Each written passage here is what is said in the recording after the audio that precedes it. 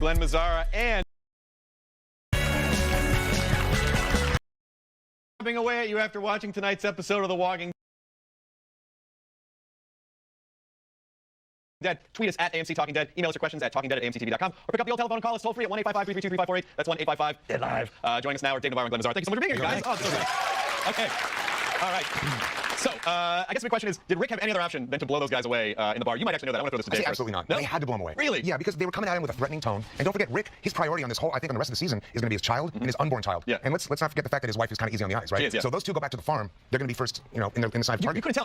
And Glenn, what I thought was fascinating about this is because I see the actor Michael Raymond James, who was in Terriers and True Blood. He's a phenomenal actor. So I see that guy and I go, oh, okay, well, they're adding him because why would they bring in an actor of his caliber just to kill him right away? And you freaking killed him right away. We want the people to think that. You're right. We said, let's get somebody. I think you were busy. And so we said, let's get somebody. And they'll think, oh, yeah, this is going to be a new guy, part of the cast. And then we just blew him away. I mean, Rick, there wasn't even any expression in his face. Was the killing of Sophia, was that just some of the last shred of his humanity? Because if a little girl in the survivors group, he had to put her down, like two dorks from Philadelphia don't stand a chance, right? When they come into that bar and pee on the floor. Well, he was upset about that, of course. But, let's not forget, Rick's a cop. That's a clean shoot. The guy was reaching. Rick's trying to calm those guys down. When the guy starts screaming, hey, I'll shoot you in the head and all of that. Yeah. Rick's like, okay, let's calm down. Imagine that's a cop situation. The guy's reaching. It was a clean shoot. I think you're right, Rick had no choice. Let me chime in on this. The other thing I thought that was interesting about the introduction of those characters was that in this environment of zombie apocalypse, the most tension that we saw was from two actual living human beings on a zombie show. And the difference between the zombies and these guys, the zombies are afflicted with whatever it is, and they just kind of are on autopilot, and they're trying to sustain their lives. These guys clearly seem to have evil intent. I don't know, though. I felt like there was some humanity in there. I disagree, because there was that condescending kind of like the undertone of like searching for alpha male. I totally got that, but I also heard Michael Raymond James' character be like, look, it's really tough out there. We're doing the best we can. You have to take us in. We really need help. I really did sense desperation there. Yeah, he's desperate, but you know what? Those guys represent the fact that in this world there's no more rule of law. Yeah. And Rick is the law now in this world. So part of what we wanted to do in this episode was push Rick front and center. He's a badass. We know Shane's chomping at the bit to take him out back in the farm. And it's Rick's world, and it's going to be a great ride. I think. Quick question: is Lori dead? Can you tell me that? Oh, she's definitely. Okay, great. See, I'm also interested in Who's kidding? That's not a spoiler. I'm interested in what Herschel's take is going to be next episode, because this is the guy who didn't want to even kill the walkers. Right. Now we got two living human beings that just got shot down. Yeah. I'm wondering what his take on the whole thing's going to be. We have a caller. Maybe they're going to answer that. Hello, caller. What's your name? Where you calling from? Hey, this is Mimi calling from Los Angeles. Hello, Mimi. Hi. My question is, will we see more zombie killing in this Yes. season? Yes. I just want to say, like, the last season, some people were like, oh, 2, 3, 4, the second, third, fourth episode, there wasn't more zombies and it got a little slow. And what's your answer to that? Well, let me say this, that, with the zombie massacre at the end of the mid-season finale, which we call Barmageddon, right? And it's a massacre. It's a free-for-all.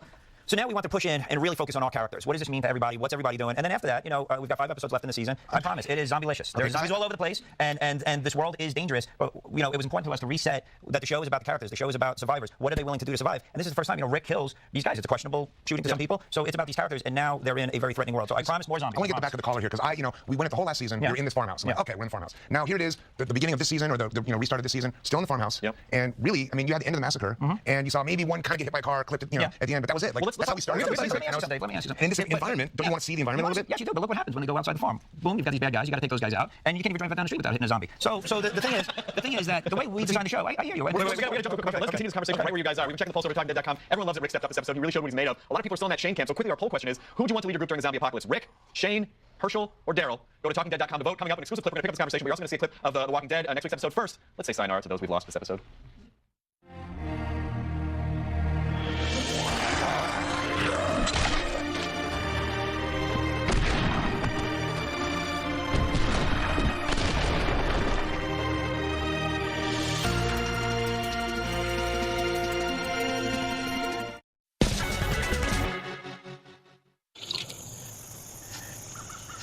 Open that part, I had no idea. If I did.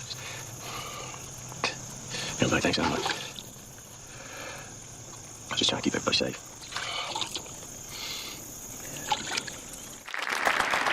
Welcome back to Talking Dead. I'm Chris Hardwick. I'm here with Dave Navarro, James Addiction, executive producer of The Walking Dead, Glenn Mazzara. So before we get to that, the weird hand-washing scene, you guys were mid-conversation. Dave, you had legitimate concerns as a fan or questions. As a fan, I just feel like I've invested 14 hours of my life in this program. Right? I'd like to see some zombies once in a while. Listen, I hear you. They're coming. But you know what I'm saying? Zombies are coming, Dave. But what I want to say was, I understand it can be frustrating when there aren't zombies every week. Yeah. But trust me, by the end of these 6 episodes, I believe fans will be satisfied, because we have heard that criticism, and are bringing more zombies in. But also, it's about the world. The world gets more and more threatening, and these people have really nowhere to go. So it's coming. What I will get your back on is that when they do appear, and because what I do like is when there's an unusual scenario when we do see them, like the zombie in the well. Yeah. Like that for me covered, like that cleansed the palate of meeting a zombie. Yeah. And I do like the fact that they have interesting kills, and you're not just like these scenes of them running after you in the street. I like seeing an interesting take on taking these things out. So and we try to make sure that those zombies are worth it, that they just don't play as the zombie of the week, that they're not cheap, that they really mean something when we do see them. I want to talk a little bit about the hand-washing scene with Shane, because I have a question from Twitter here. Why does everyone think Shane is a teabag when he has the most logical reasons for everything? What do you think's going on with Shane? I feel like he's unraveling. He's really freaked out that Laurie's pregnant with what he considers to be his baby. Yeah. So he is freaked out, and I think he was also freaked out. He did not know Sophia was in the barn. Yeah. So now everybody thinks he's a d-bag, as you were saying. What was going on with the hand Well, washing? see, I think that he's unraveling too, and like under the guise of this like giving gesture, which it really looks as though he's trying to be nurturing towards this woman who lost her daughter. All he's talking about is poor me. Yeah. You know what I mean? Those are the words he's saying. Everybody thinks I'm this and that. So like even within the tragic loss of this woman's daughter, he's still making it all about self, Yeah. which is a sure sign of unraveling in this environment. Yeah. Do you think Shane is a better leader than Rick? Are you in the Shane camp? I'm in the Shane camp. I just don't necessarily like the way he carries out his leadership. And the way I would describe it is like your girlfriend is wearing a pair of pants. She asks you what you think. Yeah. You could say, might not be the right color for you, Right. or you look really fat in those pants. And Shane's the he latter. tends to go, you look really People's fat in those faces, pants. yeah. You know what I mean? Yeah, I I think do. his method might be a little in question, but I Yeah. think his intention is right on the money. Well, coming up, we have an exclusive clip from next week's The Walking Dead. Don't forget to go to TalkingDead.com to vote in our poll. We'll be right back in moments with Dave Navarro and Glenn Mazzara.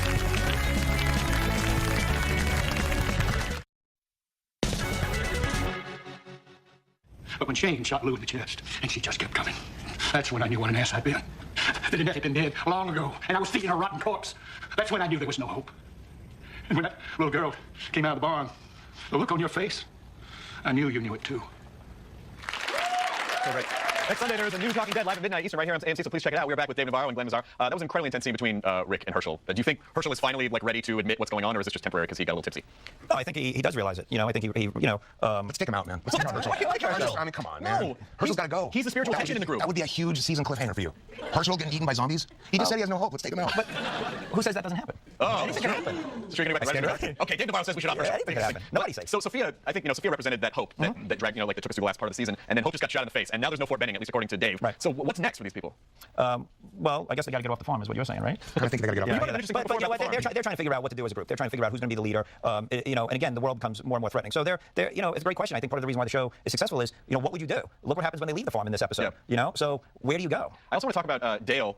I think Dale's doing something really clever, which is, because Shane is all physical and like alpha male brute force, and Dale can't fight him on that level. So I feel like Dale, as sort of the trusted senator of the group, is slowly poisoning Shane from within the group, like that scene with Laurie. Do you think that's happening? I think that he's obviously got. That's the old guy with the RV. Yeah, He's got obviously some baggage from his past Yeah. with bullies or something. And he even talks about it. So yeah, I'm sure that he's probably trying to get the camp against Shane Right. to a degree, probably for his own motivational reasons more than anything else. It seems to me because as far as I'm concerned, like we talked about Shane, I think that so far he's been pretty right on the money Yeah. in terms of decision making. And even if we go back to season or last season with Otis, that was a questionable call. I don't know how the viewers thought about that, but in my mind, this guy had a dying little boy that was shot by this guy. Yeah. And he had a choice, and he made a choice. Was it the noble moral choice? That's really you don't really have that luxury in a zombie apocalypse to decide that. Do you know what I mean? So I don't really know about this Dale thing. I think that he's being motivated by something else that's going on from his history. All right. I mean, you're right, because Shane is usually successful. He was right to break open the barn. He found Sophia. We have to tease commercials. We should go commercials for a quick second. We'll come right back. Coming up, we're going to reveal the results of tonight's poll. Plus, we're going to show you an exclusive clip from next week's episode of The Walking Dead. But first, let's take a break from talking about bar fights to give you this week's Walking Dead buzz.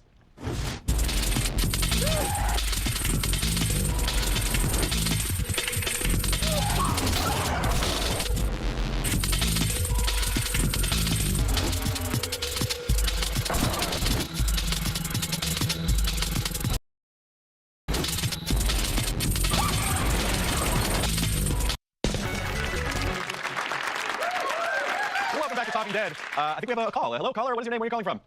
Hi, my name is Paul from South Carolina, and my question is Beth's fever a sign of infection? Though she wasn't bitten, does that mean that the virus has gone airborne? Oh, maybe I'm stupid. I didn't think about that. That is a good question. That's a great question. And you will have an answer in the next few episodes. Oh, sweet. Yeah, I'm trying to think. I watched pretty closely. Like, did she get bitten? Did she get scratched? I didn't see anything happen.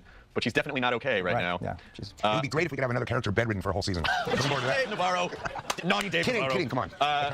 Herschel would be great. I've actually not watched. I don't watch ahead. I just watch week to week. But some people on the staff, the writers, have seen a bunch of the episodes, and these are cynical people who love and hate everything. They said the next several episodes are mind blowing. I mean, sincerely, and they don't have to say that to me. Cool. So, what are you most excited about in the second half of the season? The way it all builds to the finale, it really does come together. I think people will be really satisfied, and just that season finale, I'm really proud of that. I think the whole team came together, and I think it's a great ride. Yeah. Yeah. Excited. What do you want to see happen besides Herschel die? I don't really want to see him die. I just like I just want to move it along. But let me just say this: if I sound like I'm a naysayer, I'm just asking questions that I think a lot of my friends and a lot of the audience is asking. But just know that I'm passionate about the show. As a fan, you have every right to find Do out. you know what I'm saying? I don't think anyone- I don't ask these kinds of questions about things I'm not passionate No, it's about. clear that you love the show. But what am I looking forward to? I'd like to see some. First of all, I'd like to see him get off the farm. Yeah. Somehow, I would like to see more zombies happen, which we've been guaranteed tonight. Yep. So who knows, man? I think that for me, not knowing is what I want to happen. Well, maybe we're gonna find out because we have an exclusive clip from next week's episode of The Walking Dead, which airs next Sunday at 9 Eastern. Check this out.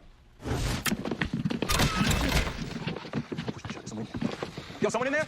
Yo, someone's in there. We don't want no trouble. We're just looking for our friends. We don't want any trouble. We're just looking for our friends. If something happened, tell us. This place is crawling with corpses. If you can help us not get killed, I'd appreciate it.